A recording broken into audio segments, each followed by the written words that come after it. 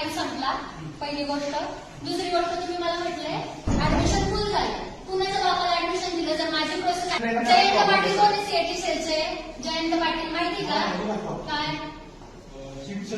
काल काय बघितलं नाही का? काल बघितलं होते का? नको दाखवू नको. काल बघितलंय ना? काल बघितलं आहे की नाही? इथं रिपोर्टर्स आहेत. रिपोर्टर समोर 3च प्रश्न करील. नीट ऐका. रिपोर्टर समोर 3च प्रश्न करील.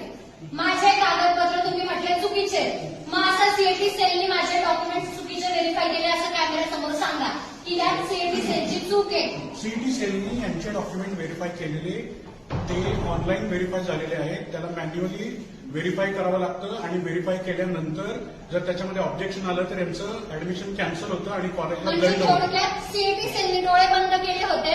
मला 4 वेळा राऊंड द्यायला लावला सीएटी सेलनी. तोपर्यंत सीएटी सेल झोपलेली होती आणि यांचं कॉलेजचे डोळे उघडे आहेत. यांनी मला 4 वेळा फेऱ्या मारायला लावल्या ऍडमिशन बोलले ना.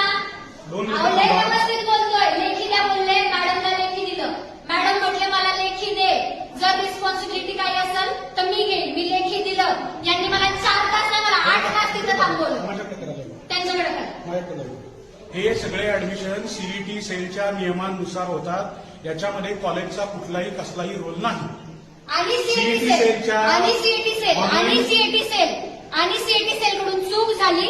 सीएटी सेल निकाल ह्यांना मेसेज केले की ऑथरायझेशन कॉलेजकडे, कॉलेज म्हणते सीएटी सेलकडे, सीएटी सेल म्हणते ऑथरायझेशन कॉलेजकडे. ह्यांच्या दोन्हींमुळं जो समाज इथं येतोय, ज्यांना कॉलेज करायचंय, तो अजून किरड्यावरती पडला फक्त त्यांच्या चुत्यापणामुळं.